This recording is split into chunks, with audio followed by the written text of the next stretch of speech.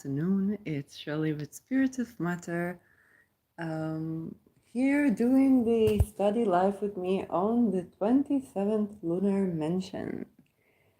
And we have a very tight Mars here with the midheaven in Leo, 28 degree, ruling the ascendant. The sun in Cancer. Oh, so today is the sun in Cancer with Sirius, which is supposed to be like manifesting for the year ahead. And I wanna, and the moon is in the 11th degree of Pisces, separating from Saturn, applying to trine this sun. So you know what? I'm going to do something live with you now. So in words, it's Mercury.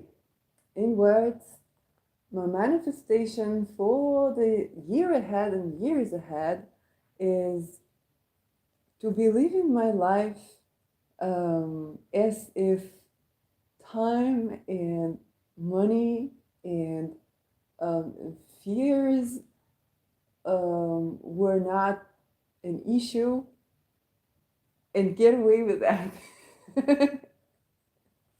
And to have that be a non-issue. So to love, to be loved, to enjoy being here, recording, writing, here with my lovely Lizzie, looking like a picture. She's like a picture in a picture, and you can see that on the clickbait of the video. Celebrating with my family, creating enjoy, being wealthy, being safe and wealthy. And that's such a wide range around this.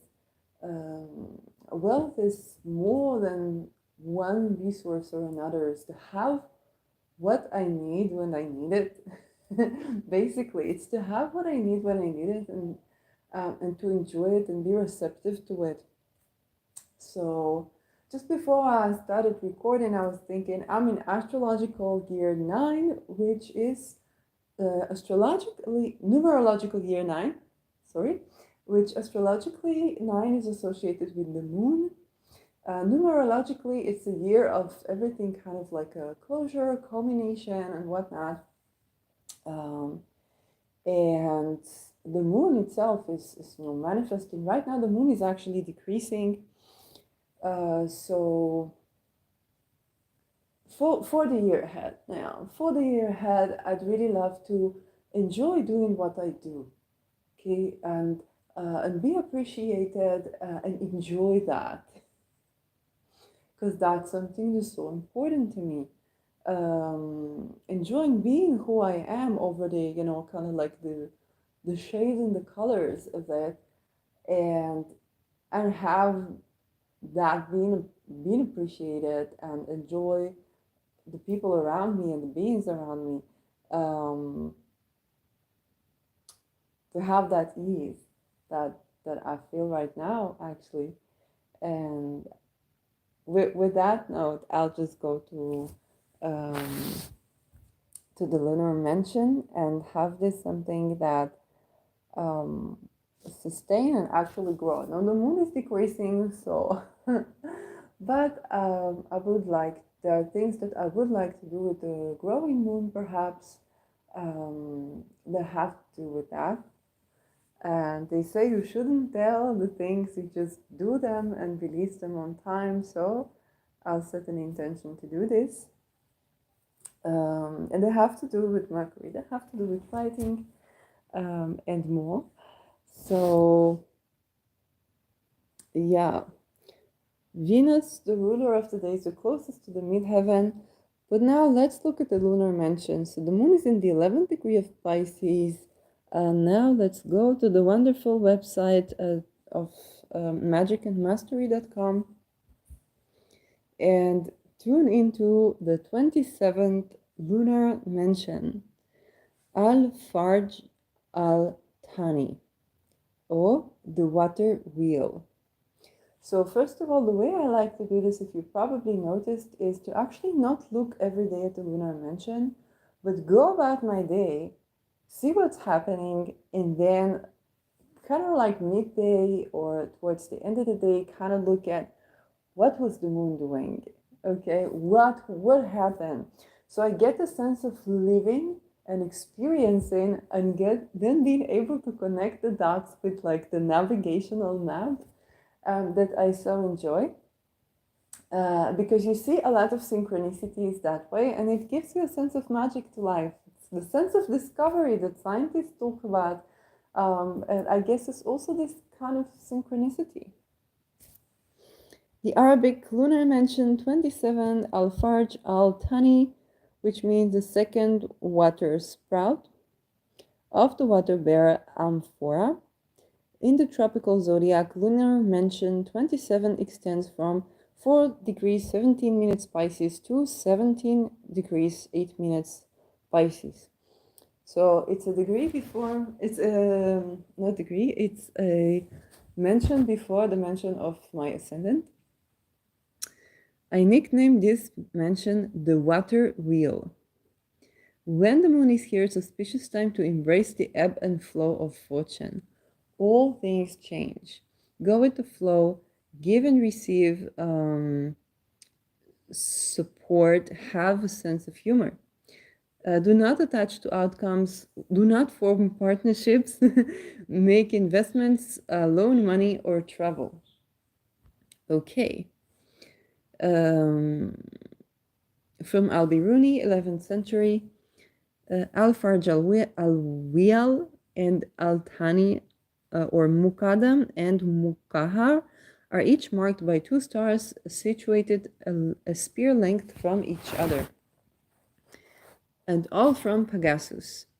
The Arabs compare the 4 stars to a bucket, dalu, but the 7th star of the zodiac is so known.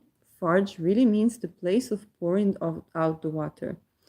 But these are often interpreted as the upper and lower handles are Quatan. I think it was also written for yesterday's Lunar Mansion. Aben Ragel. Good for sewing, useful for trading, good for marriage.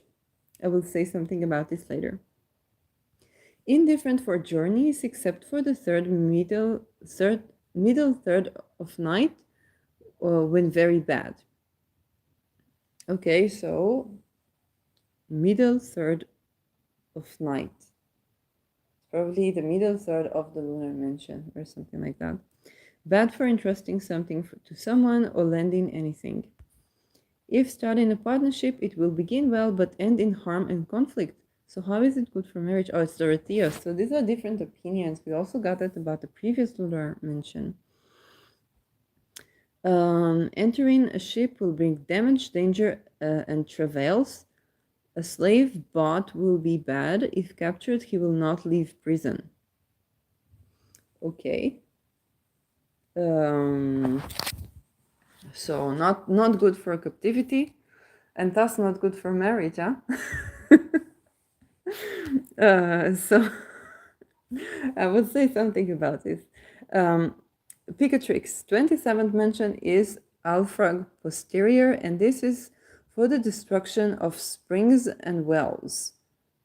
When the moon has come into it, take a red earth, and in it fashion the image of the winged man holding his hands in a dish with a hole in it, and raising a bone to it. Afterwards, put all of it into the kiln in which it is to be fired. After this, place in the vessel asafoetida and the liquid storax, and say, "You, Ablimel, destroy such and such a spring and such a man. Name him here as you wish." Okay, so this is basically magic. This kind of like to kill those who come to kill you or something like that. If you want to use it like it, I'm not mentioning on it. I'm not mentioning stupid applications. I'm saying why would anybody want to use this? Probably to kill somebody who comes for them or something like that. Throw the image into his spring, and it shall be destroyed, and the spring shall no more come forth. And know that Ablimel is the name of the Lord of this mansion. So basically destroying the water other person, like taking the water from a person, which, you know, it's a very dangerous thing to do, because you take the water is to humanity as well, as an aspect, very important aspect of humanity, because it is the emotion, the ability to connect. And if you take humanity out of people or peoples, the results are very, very dangerous.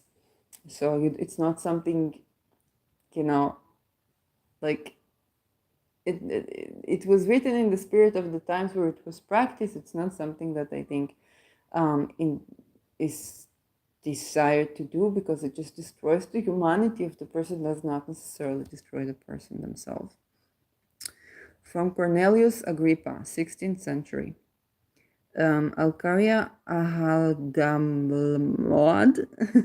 Ahalgalmuad, the second drawing, draining, increases harvests, revenues, money, heals illnesses, weakens buildings, prolongs imprisonment, endangers sailors, and helps bring in evil against anyone. To destroy fountains, pits, medicinal waters, and baths, a man winged holding his hand in an empty vessel and perforated or whatnot. So it's good for healing illness, but also to destroy medicines, and to weaken buildings. Okay, so you think about what buildings, especially now when the moon is decreasing, is very good for destruction. What structures are we weakening in our life, so that we can make place for growth, for blooming, for, you know, many things like that. From Vivian Robson, 20th century, Alfarj Al-Thani, Gamma Algenib with the former Delta Pegasus, which is now Alpha Andromeda, Alpha Alpheraz, the second or lower spout of water bucket, increases harvest revenue gains, heals infirmities, hinders buildings, upholds prisons, causes danger to seamen, okay, and destruction of enemies. Okay, I will say something later that is a bit juicy, but it will give you an understanding of what it is about. With the moon here, marry, take medicine, pursue business, but do not travel or lend money. Peter Stockinger, 21st century, Alfarj al-Muahar, the second drawing, signification, favorable for earnings, marriage, friendship, and harvests, unfavorable for travels, loans of money, and real estate. Make pentacles for crops.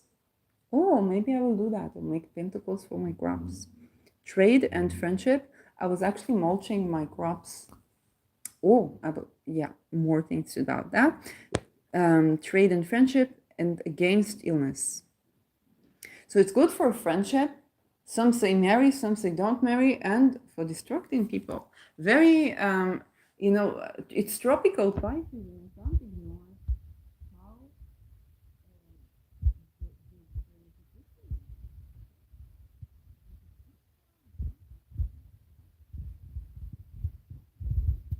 it's good for crops, but it's not good for buildings. Okay, there's something like two fishes swimming, that are connected, but they are both heading in another direction. Very interesting. From Christopher Warnock, 21st century. This mention presents another seeming paradox. How can it be good for revenues and gains and yet have a malefic talisman? Is it a good mention or a bad mention? Okay, this is just next. The real question is good for whom and bad for whom? Good for whom and bad for whom? If the cat catches the mouse, it's benefic for the cat, but malefic for the mouse. Yet, what is the cat to do but catch mice? Similarly, our receipt for of payment or goods, which means someone else must give them to us, We are wise to stay cognizant of the fact that when this mention appears, our gain is another's loss.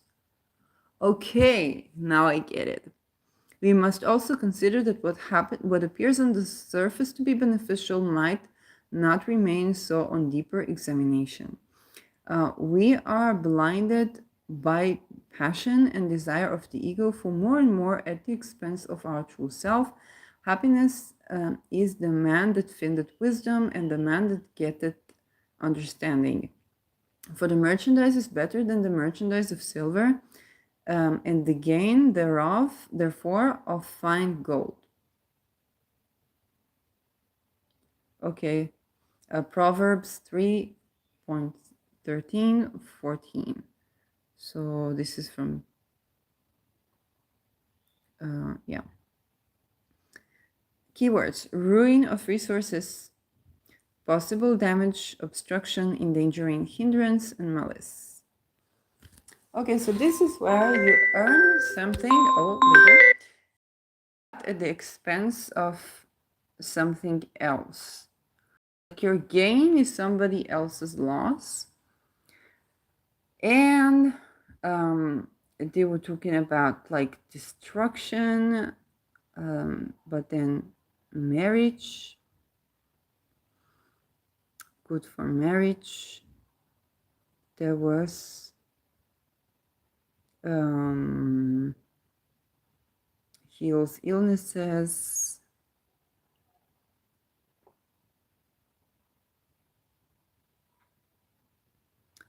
Oh, I wanted to say it says Harmon's semen. And it's a juicy story. Basically, when I was with my psychologist, that they don't know what energy one, and I had a problem relating to him. And I, as an astrologer, I knew that there are some significations. I did not have his chart. There's some significations astrologically that said that there's like a barrier that makes it difficult to relate. He really wanted me to be able to relate to him. And perhaps he thought that if he will be violent to me, then I will be able to relate. He even asked me after he was violent to me if now I'm able to relate to him. So of course not. It's the, it's the astrology. It's not something that anybody is to blame. And I don't think I said that, but this is what it is. But the thing is that he was comparing himself to someone who was an offender. But when I came to him for therapy, I concentrated on me. Okay? Of course, there's some things that you went through with other people, concentrated on me. So I don't think I even told him that that offender had erectile dysfunction and he had no physical problem. Even though they were consuming a lot of alcohol, they did not have physical problem. And I even remember I was looking at men's health regardless of that, and then I saw something that had to do with the thing you put inside a penis. But I also understood that there is something that if people treat it in this way, and funnily enough, I have hallux valgus in my feet, and I don't do surgery because even if you do surgery, if you don't treat the underlying cause, it's just going to manifest in some deeper complication. And then I learned that people who are somatic narcissists and cerebral, like they're cerebral narcissists or somatic narcissists, please feel free to ignore this tag. I'm not here to tag people or to judge people. It's people who went through trauma. But the thing is that if a person, let's say, gets aroused, and it is something that can happen to you also after you go to sexual assault. If you get aroused by violence, and violence only, then you basically come on dopamine instead of the entire, oxytocin, vasopressin, the whole cocktail that's involved in unlearning and using orgasm in a more tantric way, or just like enjoying sex. But the thing is that it somehow drains the body, and then you slowly but surely become impotent. You get erectile dysfunction. Basically, and as a part of that, also your sperm production is also hindered. And today I was just thinking about this. Like I said, in 9 lunar numerological years, the things come about, and I was just thinking about this relational stuff, and I'm like, oh my gosh, like I didn't even think about this because I didn't think somebody would try to hurt me. And I was like, did he know that when he was trying to imitate the offender, or the image he had is in his head of being an offender, going full method on being an offender, did he know he was ruining his semen? And I was just thinking, like, haven't penises suffered enough? Um, so I can't like help but connecting the like, why was I thinking about this even? It just, I don't remember, some joke that came in my mind as all these memories come from all that I've been through. And kind of like how funny it is that, by going full method on the offender, you can get yourself an erectile dysfunction. At the price of trying to relate me, or to get me to relate, like, I don't know. Well, I was even like, I was way more related. Like, I could be with him when he was not acting out violence. Um, but that was kind of like a tragic story, and kind of looking at also the point of view of, like the exhaustion and frustration of a man who is trying to be seen and trying to relate. And absolutely, you're not supposed to be doing what you were doing, but it's kind of like you're going full method on being an offender. And unfortunately, with reasons to believe that I was absolutely not a Giddel point for him, that he was offender. Okay. So it's not something that just happened with me, but I couldn't help but think about this, connection between coming from violence and semen production and erectile dysfunction. So it's like, oh, I thought about that today. Mars was on the midheaven today, huh? Okay, so that was about this. There was another one. Just a mentioning of marriage, but there was something about marriage. I'm not sure what. Let's see. Okay, this is to destroy people, not what I was talking about.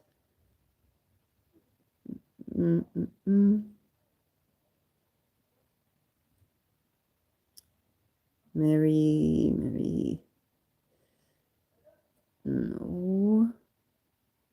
Good for marriage. Oh, I just said good for marriage. I have something to say about that. Okay, because I have been reading, I've returned to complete reading a book by Elizabeth Gilbert, and called, oh, in English it's, oh my God, I can't believe it, because I'm reading this in Hebrew. Oh my God. Okay, it's called Commitment in Hebrew. The other day I was just thinking about myself and my whole issue with commitment style, and I was thinking, like, can I call myself commitment fluid? And I can't really say it. Like, oh my God, it's committed. And she wrote another book called Eating, Praying, and Loving. And this was her book about commitment. So actually, I started reading that when I was with my, with I don't know what's energy, actually, when I was with my psychologist. Because I was thinking about my own commitment style and what is marriage for me. And so I was both reading about parenting and about this before he went full method on being offender. There was a human being there before, I swear. Anyway, so I just like came back to read this book, and it's such a great book. Like, I have to say, it's such a great book, and what I really like about, like, the main character is kind of like, she's kind of like the woman I need next to me right now. There's just something about her outlook on life that is so aware and conscious and authentic and straightforward. It's so, I won't spoil you. She's a journalist and American author. Yeah. So it's about basically someone who met the love of her life, but he's not from the States, and she's, I think, from the States. But the immigration forces him to marry her. So she was divorced, he was divorced, they were having an affair, like a relationship. When I say affair, I say relationship, okay? I'm very romantic in that way. Um, we're not going to touch on that. So they were forced to basically go outside of the US and take care of all the bureaucracy. He had to marry her, and she was thinking about marriage in general. So it was the second marriage for them both. It was forced, like they wanted to live with each other. And then they decided that okay, they will get married. And she really talks about like the history of marriage and many things that involved like the generations and so on and so forth. So, and she was anxious from being married, um, and really, kind of like had a lot of, it doesn't matter what gender you are. The traditional marriage had a lot of things that we want to change. Okay, we still don't know what we like. What would good life look like, and how can we bring it down to earth? But it's just like just a lot of things we want to change about being like the way people live when they're married, right? It's the reason I'm 39 years old and single. There's a good reason for that. I promise. Um, so this is basically a book that's looking at intimacy and telling their story, and and kind of embedding all the historical knowledge about marriage and the research around marriage. And it's kind of like half academic, half romantic, half absolutely not romantic. It's kind of like life without eliminating the boring parts. As they say in filmmaking, that the movie is life but without the boring parts. This is life but without eliminating the boring parts or the annoying parts or the horrid parts. Um, so I was just, in the process of finishing reading this book. So that was interesting when I said, oh, it has to do with marriage. Any more synchronicities I had today? Well, I was mulching my garlic today. I was mulching my garlic, and I was using, there is this flower, I forgot how it's called, bougainvillea, something like that. I'm not sure, and it's white. It looks like a wedding ceremony in my yard, and some of the leaves were falling, and I just used them to mulch garlic. And I was thinking about like the symbolism of wedding around this for some reason. I don't know, but it was a joyous one. It's not like a horrid one. So, so that's interesting. And the chapter that I was reading in this book was about how married couples are tied together. I don't know if I should mention this. Oh God, and it is me. So you know what the funny thing about me? I have Mercury in Aries. It means that I usually think about what I said a lot after I said it. But I tend to draw energies, beings, even people, whether it's people I like, or people that are my friends, or people that, they're in energy, or family, that are very private.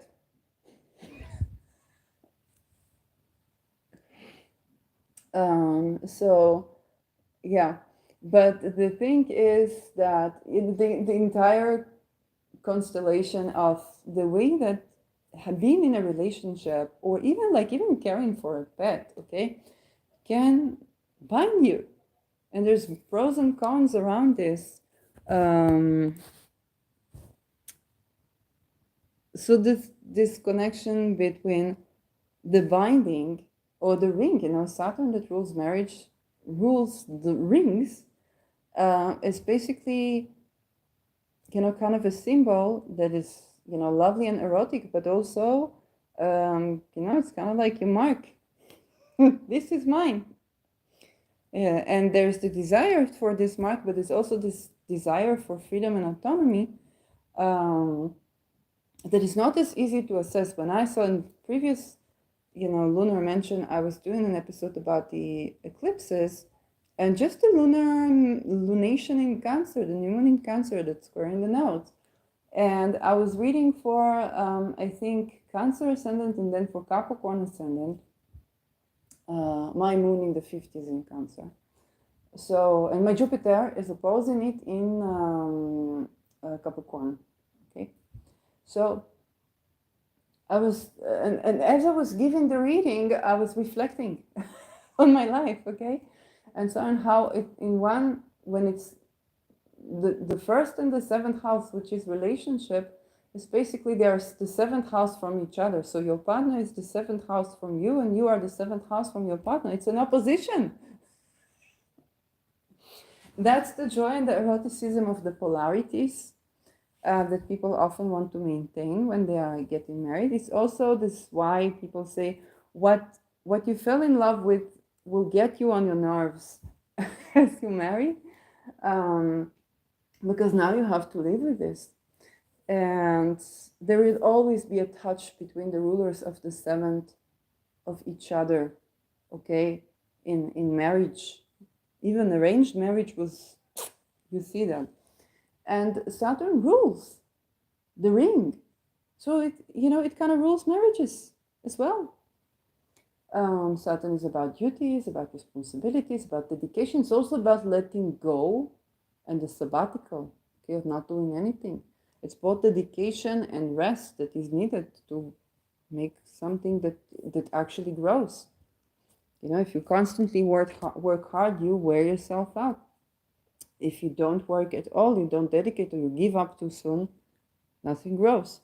If you allow yourself the time to withdraw and come back, which was also an issue about, the things that I was written in the book, that were written in the book, and how a break from your partner can give you, it can allow something to grow. And I was actually even thinking about my pets. Kind of like I want to travel, and then I have a turtle that needs to be fed every day. I saved this turtle. It was like it needs to be fed every day. And there is this cat that now happens to be living in the house, that needs food. And it's not just food, she needs presence too. Okay, presence is the big P word. The P word, because eventually we need presence. That's what we find most challenging to provide, but also most satisfying to experience, even when we are present. I was also thinking about investments, because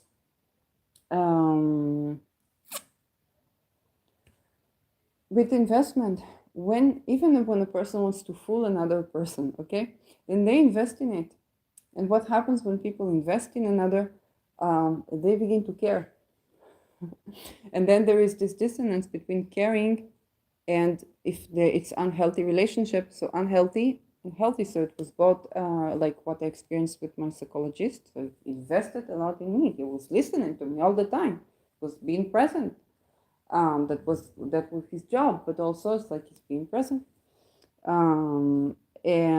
But also when like he was later violent. So this is true and this is true. And then you end up with people that you have that both care about you and are violent towards you.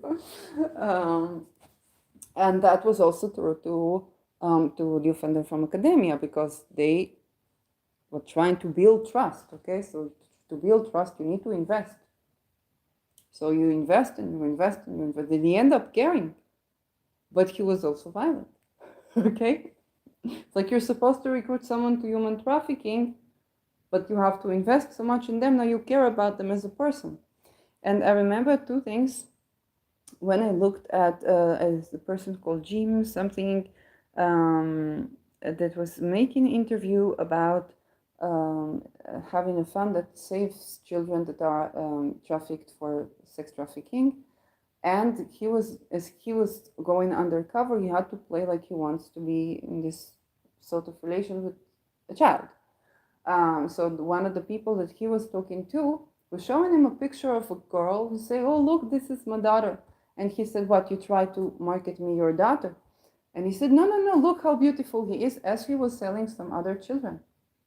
So this dissonance about, the care and the atrocities that reside together kind of stuck to my head as I was thinking about this. And I remember when I was Me Too veteran, there was a discourse about legislation around prostitution and human trafficking, and like, should we distinct, blah, blah, blah, how do we distinct, and so on. And I went to actually see the website where basically clients exchange experiences around their customer experience with prostitution.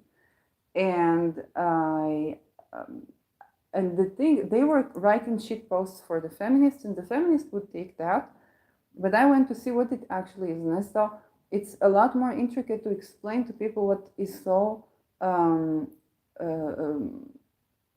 horrid about a lot of the things that happen when it's trafficking, and perhaps when it's not as well.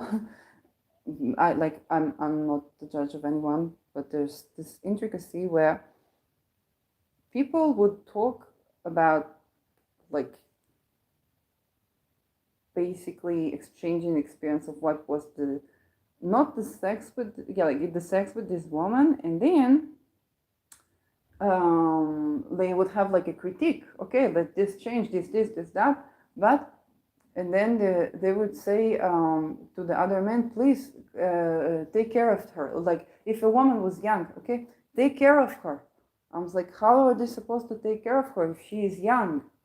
Okay, then it's non-volitional. Okay, she's not there from volition. How are they supposed to take care of her? Okay, and so how can you say take care of her and care for her when you are violating something in her soul that takes so many decades to bring into alignment, even if possible? So many people are, the death tolls are very high, and so on. And I know that, being working in construction as a man is probably a death sentence to most men, and it is. I know that, and I'm also activist about bringing that into awareness.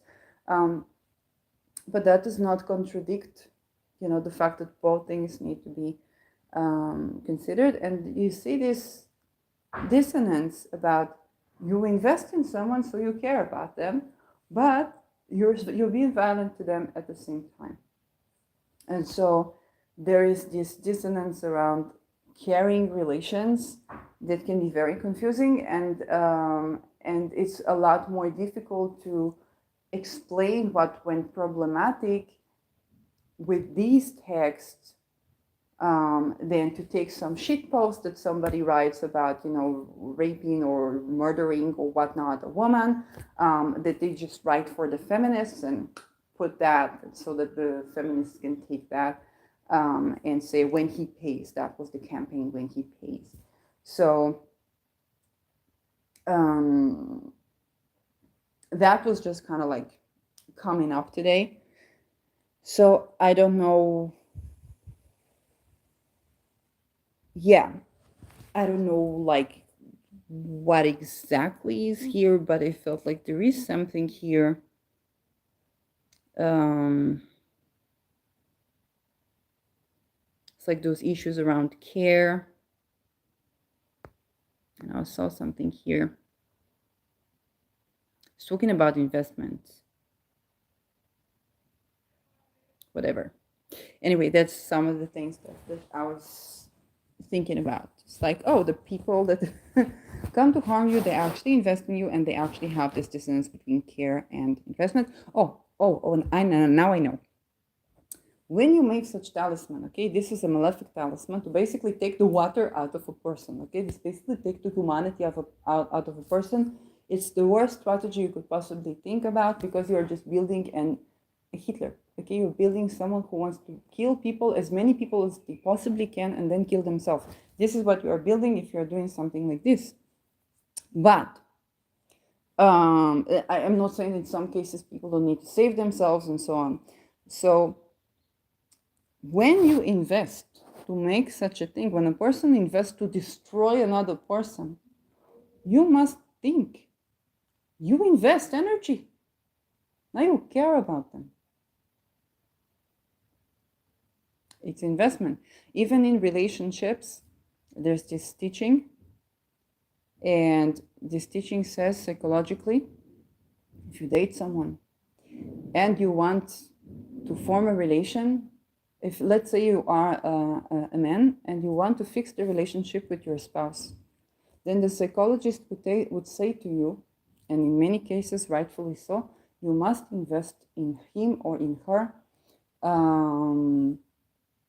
Again, now you must reinvest again, you must do for them, you must care for them, you must do something for them. And now not only do they begin to appreciate it and they grow beautiful, now just because, even just because you invested, now you care about them. Now just, if they are joyous, you see you in it, like you see that you invested in it, now they're happy, now they're blooming, and now you're attracted to them. Okay, as long as you don't go overboard with just depending their beauty on in your hands, and that's also for the other partner. But that is a part of how you get yourself to fall in love with someone. It's also a part of the reasoning about if you want the other party to like you, have them investing in you, like have them investing something. And it's both giving a person the space to do something and responding to that, and allowing yourself to be receptive um, to their care. And that actually brings people together, it actually connects people. So you must understand this works for enemies too. Okay, so that means if you come to destroy a person, you're putting, when you're putting energy in their hands, you are putting you in their hands.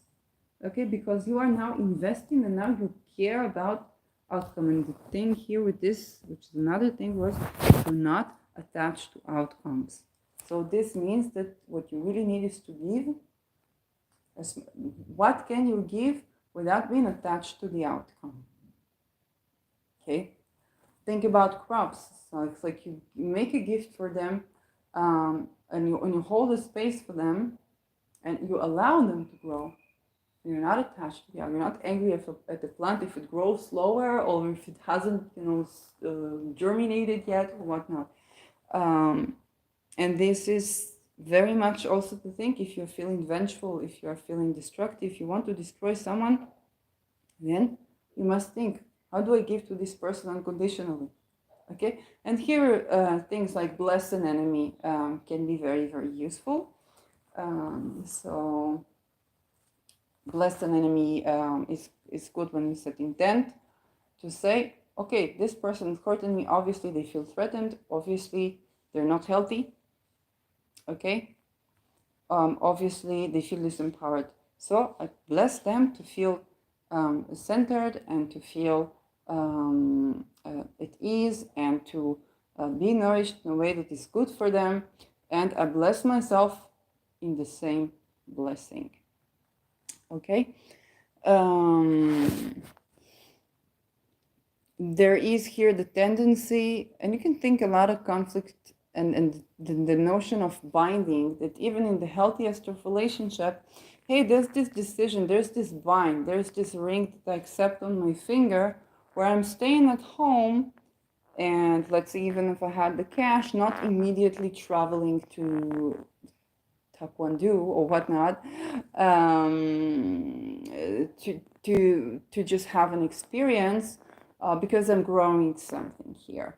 And so we must not fool ourselves. This was what Elizabeth said here. We must not fool ourselves that we are not binded, and yet there's a scene where the heroine of the book um, settles with her man in a hotel, and he's sitting by the pool, and they're renting the place, but she's going crazy. She needs to travel, and she says, "I know if I make it like I need a permission from him to go on traveling myself, then I am harming me. Okay, the minute I am doing this, I am harming me even before he entered the picture." So of course, if he cooperates with that, so he's cooperating with me, hurting me, it's not good. But if I just tell him I'm leaving, I'm going for whatever to travel in myself, I'm just like leaving for a while, without any like introduction to that, then I'm harming to him. And there is this tender. She said, "I lost my fitness, my gymnastics with communication." I could so much relate to her at this point. Oh my god. Because she doesn't want to lose her husband. She also doesn't want to lose herself. And how do you engage in a conversation? Eventually she approached him and she kind of shared with him her desire. She said, why do you even ask? Please travel, my lady. And she did, and it was horrible.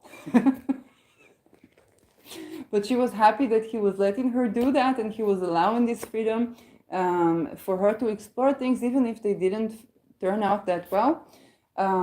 Because, and then she was saying, I know that I will do it again.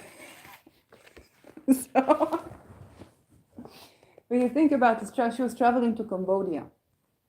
So, when you think about this scene, when you think about this conversation, when you think about the Pisces, the tropical Pisces, this binding between desiring for freedom and autonomy and desiring to have a connection. And yes, there are the things, if the things that the binding,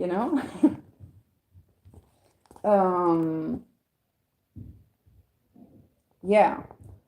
Well, another figure that has been accompanying me. So yesterday was the 2 years to the assassination of Peter R. de Vries, and I met his persona basically after he died, when I was in Netherlands, and I did not know, I did not feel at ease with connecting with the language. So that was kind of a persona that was allowing me to listen to something in Dutch without feeling like all kind of intricacy around the things that I saw.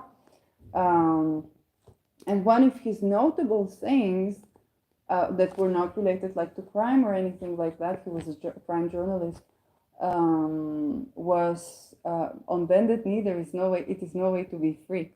And I was just looking at his chart yesterday, and I was thinking that, the signification of the sixth house, the Jupiter was ruling the midheaven, okay, with Mars there on the midheaven, and the midheaven in Pisces, but Jupiter in Sagittarius, which is the sixth house.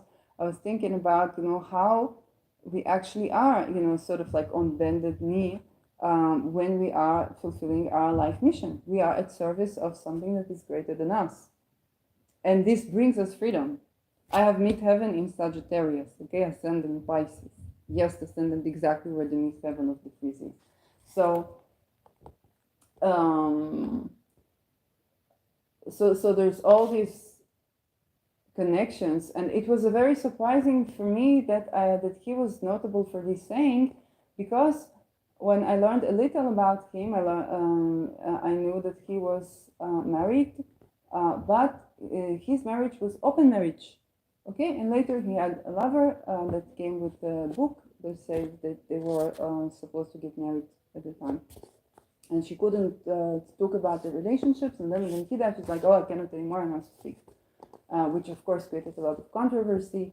But then, as a person who is very open and tends to draw people who are very private, I can very much relate with the need to speak up.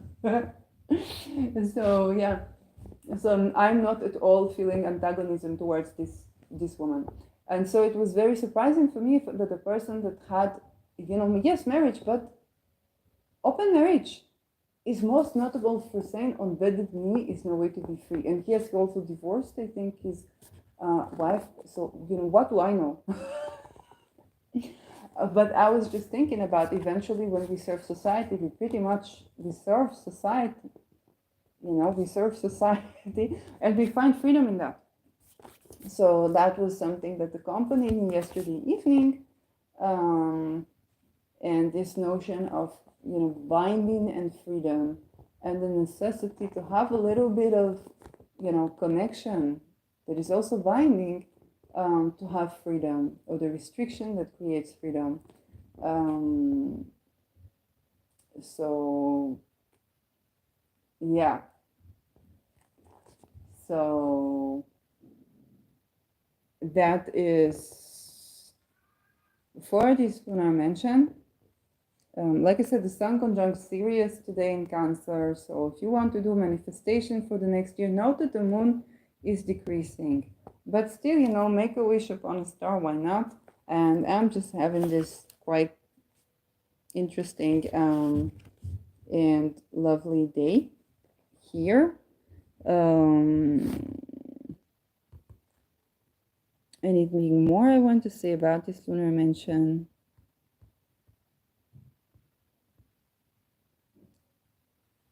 So talked about trade, but this is like trade. When they look at trade, it's like, oh, somebody sells you something, so they lose that. A trade is not supposed to be built on loss, but here in this lunar mansion, it is. So, yeah. It's kind of like one person's wealth is another person's loss. Sometimes, life is like that. Oh, I was thinking about wealth redistribution. I was thinking about in the context of Denmark actually, but I was thinking about, generational wealth. Because you see those families where the parents, like Beyonce, then she brings Blue Ivy on stage, and many other female singers, or probably male singers too, do that, and you think, oh, Blue Ivy now is growing to be on stage.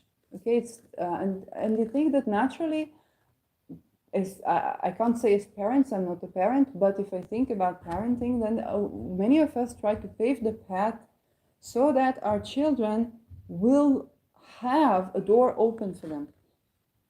Okay, and so every once in a while there are these historical events that cause wealth redistribution where things change. So it has both pros and cons. So people have losses, but then it's kind of like if your parents were a shoemaker, then it doesn't mean that you produce shoes. You have more freedom to choose another occupation because the times are such.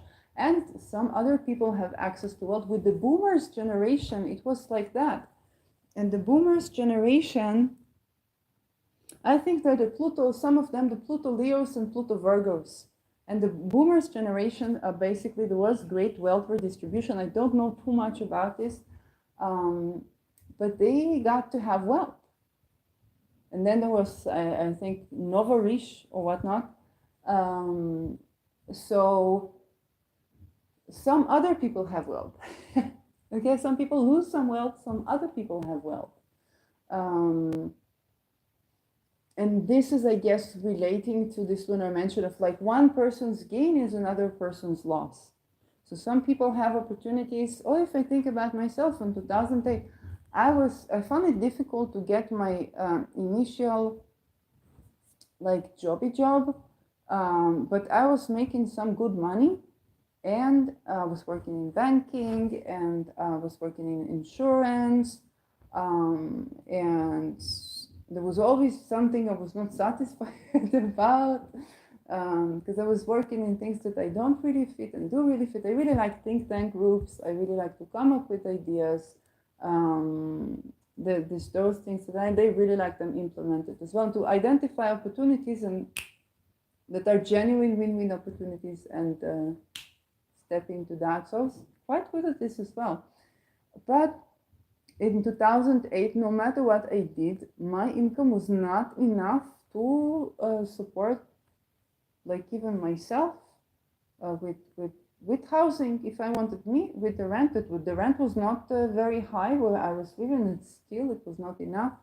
And live good, because I say I have the good job, I have the best jobs that I could get without having a degree, and maybe even with having a degree, and still just doing a day-to-day job is not enough. So that I can, study, so that I can have leisure time, so that I can create, so that I can eat whatever I want, so I can finish the day at the cafe without thinking twice about what I order. Like, hey, I'm living the lifestyle, I'm working in these jobs that are supposed to provide for this, but it's nowhere anywhere near like that. So if I am not making this, and then eventually I went out of being an employee, like I went out of basically being an employee into what would later be my first degree, okay, in the most crazy circumstances, but that had to do with health. But it was kind of like that that part of wealth was lost in favor of that other part of wealth, okay. And I was thinking about like A-bombs today, because yesterday I was reading into the Hiroshima and stuff. Um, and I was thinking about, willing consent and women requiring willing consent, um, being an A-bomb, because it really is a turning over. And I got exposed. I pre-ordered Opus by Caitlin Koppak. Do engage with her material, like if you want to order and stuff, like Opus is considered something she dedicated 5 years, but actually 16 years too. So it's really potent like stuff, and I want you to be cautious. So please, you can go and see the energy of products and see for yourself. But like many people, when you order something like that, you have synchronicities, and it does touch. It basically recreates the Tema Mundi chart, which is the birthing of the universe.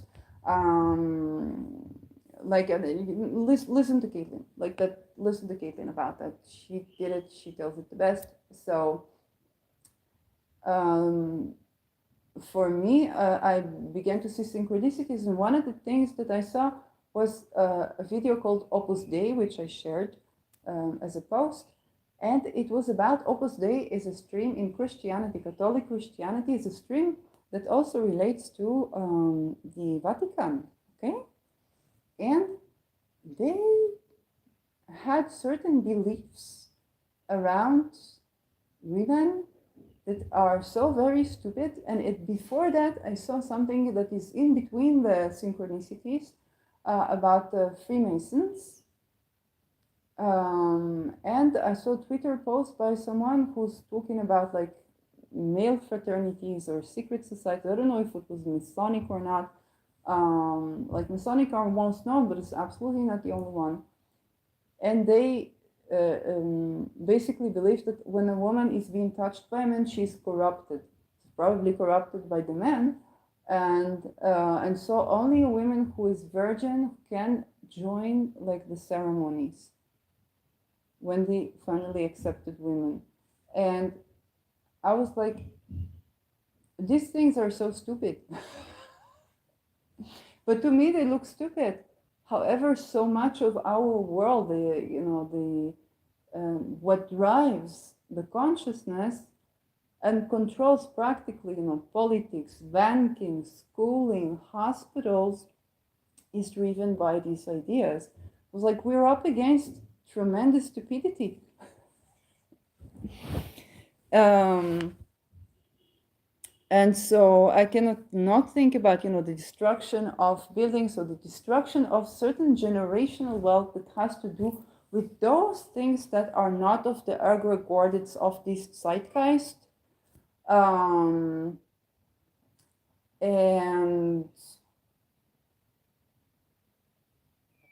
how there are historical events where, women asking for willing consent for themselves basically is the A-bombs at the core of the egregore.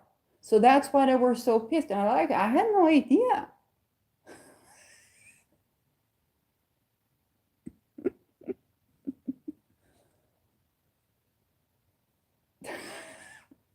Like we're people, sometimes we procreate, sometimes we have sex together. What is the problem? No?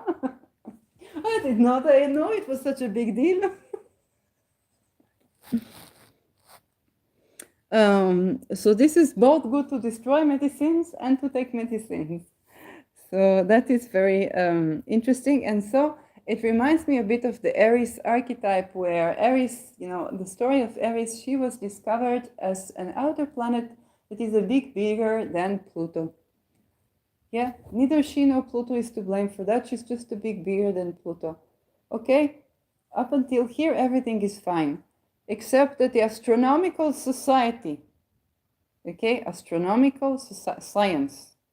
scientific society decided that Aries is not a planet and therefore Pluto cannot be a planet. There is no scientific basis for this decision.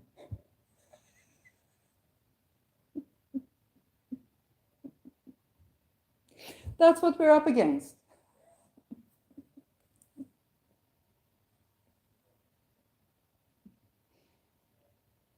So, and so it's kind of like, as far as Aries is concerned, it's like I'm just a planet a bit bigger than Pluto. Or if I'm not a planet and Pluto not a planet, okay, no problem. It's whatever you decide, humans. Whatever you decide, humans. But decide on something that actually makes sense, because this does not make sense. So I think with women and now LGBTQ or trans women, okay, trans women, I am a woman, feminists that are go like, oh my God, you cannot be a woman. Why? You have a penis.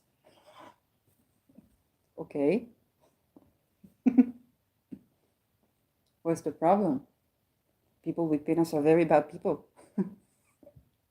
They have oppressed us for many years. I don't seek to oppress you, but you have a penis. So? And if you have a gender affirming, if you're just, a man and you have gender affirming operations, like you convince children to get operations. No, I am an adult person. Some of us regret this decision. Some of us really are happy with this decision. And it's very difficult to predict which is which. That is true. No, you try to convince children to be whatnot. It's kind of like, no, that's a pack of sex offenders that do that happen to be also of various genders. So this is kind of like the Aries teaching about that, but society is kind of like, this can't be. And there's this irrationality. And with this Lunar Mansion, there's also this irrationality, this dissonance. It's good for medicine, it's bad for medicine. It's good for marriage, it's bad for marriage. It's good for crops, it's good for revenue, it's bad for, people entering a ship or whatnot. But like if it's so good for crops and investments and so, why does it have, a talisman of destruction? So it's kind of like if somebody makes a lot of money out of ruling people out from just making a life while making a living, it's okay to destroy their wealth. I'm not saying leave them with nothing, absolutely not. Do not take the water out of people. But it's okay to destroy their metaphoric or non-metaphoric buildings in favor of creating a better society. And now, because I'm a little curious girl and I can't wait to know what is going tomorrow. It's the lunar mansion of my ascendants, the 28th lunar mansion, Al-Mutan Al-Hut, or the fish. So when the moon is here, it's auspicious time to gather riches and resources. So if in the previous lunar mansion we're like, destroy them, now we have destroyed them and we gather the wealth. We gather the wealth. And it's up until 0 degrees Aries, so this one is very exact. So the fish, okay? Take stock of what you have achieved, celebrate the completion of tasks, be joyful, ask for guidance, build community. Okay, it's the first lunar mansion here that I see. Build community that I started since I started.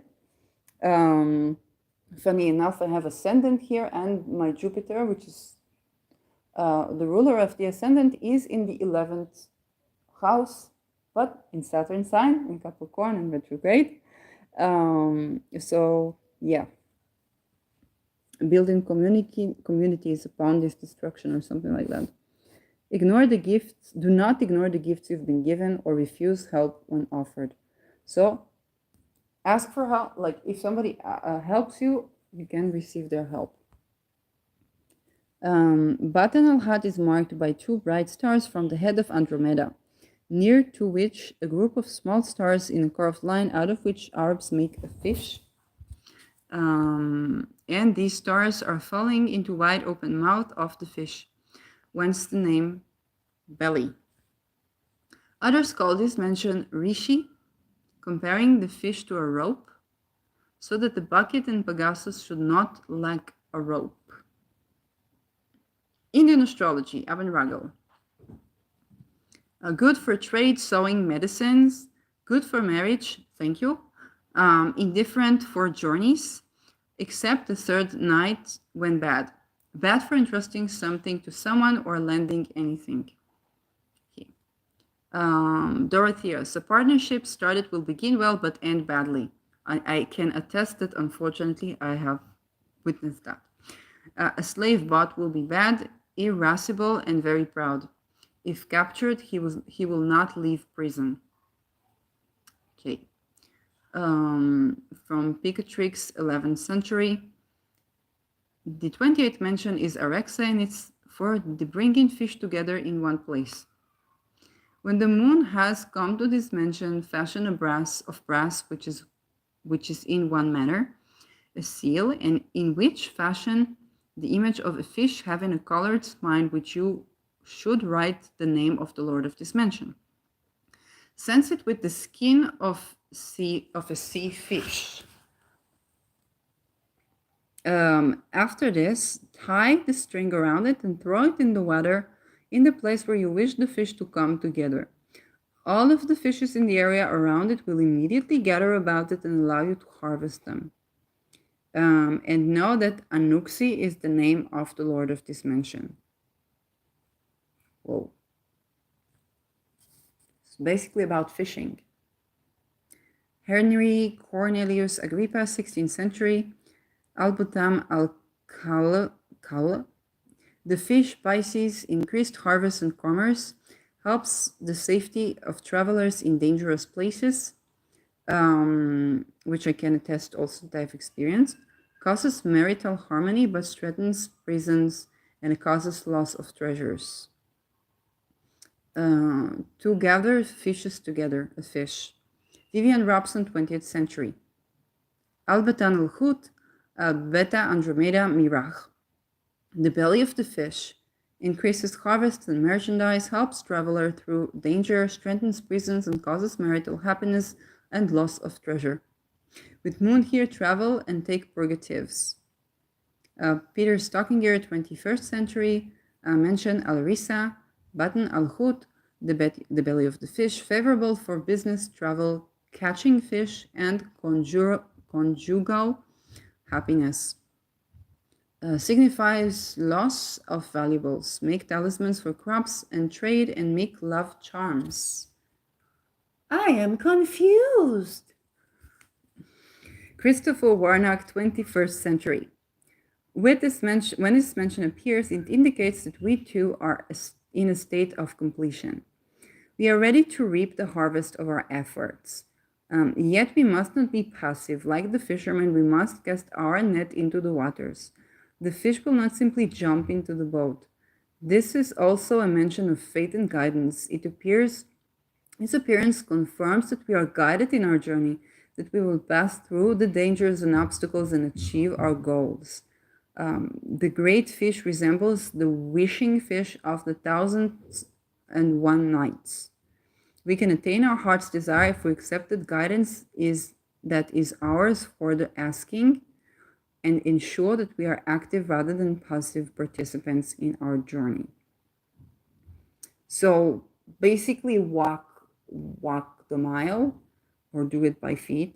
Realization of potentials, cohesion and gathering together, culmination, attainment, joy, harvesting. That's quite good. So be active tomorrow. Going back to the chart of today.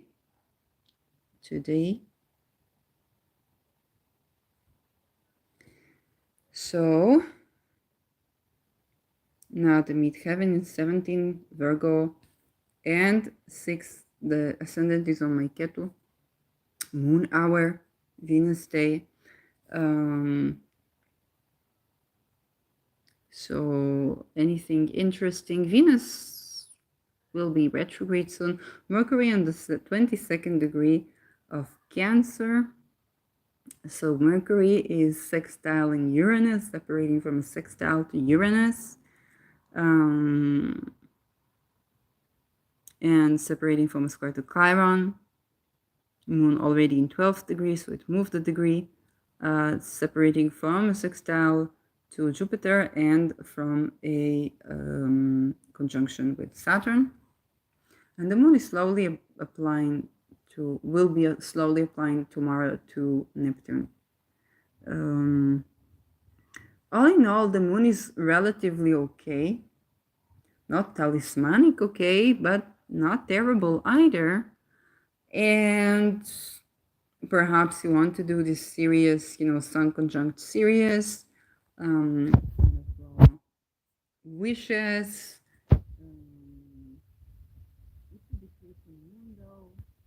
So you keep that in mind as well. So wish to decrease anything that keeps us from being safe, being loved, being wealthy, loving, and in a way that's having what we need when we need it, being receptive to it, and so on and so forth. So have a great day. Bye-bye.